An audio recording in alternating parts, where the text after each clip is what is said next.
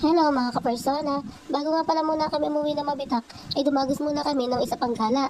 At dito nga pala kami pinatpad ng aming mga paa sa Lumbo Spring. Dahil dito wala kang babayaran na environmental fee at entrance fee. Ang tanging babayaran mo lamang dito ay cottage na nagkakahalaga ng 150. Pero kapag summer, ang mga cottage dito ay mahal at nakadepende pa rin yan sa cottage na mapipili nyo. At yung nakarin nga pala dito ay hindi naman kalayuan. So sabi ko pa nga mga kapersona sa mga kasama ko, may naglalabas sa taas tapos naglalakad pa kami dito sa tubig, di labo na. Pero nung dumating kami dito sa ibaba, makikita nyo, tingnan nyo, napakalinaw. Tapos mga kapersona, kagandahan pa pala dito, yung labong tubig, hindi pala siya nasama dito sa kabilang bukal.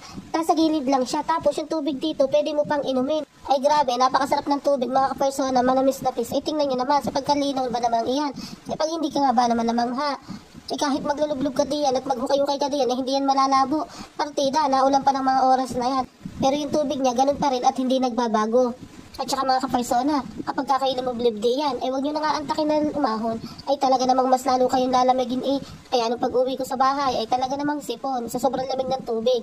Ayan magsusweet-sweetan muna kami dyan, kunwari bagay hindi nag-aaway. Kaya kami magpapanggap muna dyan mga kapersona, at yung mga kasama namin ay ayaw pa magsilusong. Mga natagay pa magpapainit daw muna sila, at para paglusong nila ay talaga namang wala nang ahunan. Ay siya, sige na, babay na mga kapersona kong mahal. Shoutout sa mga walang sawang nanonood at tumatangkilik sa akin. Bye-bye!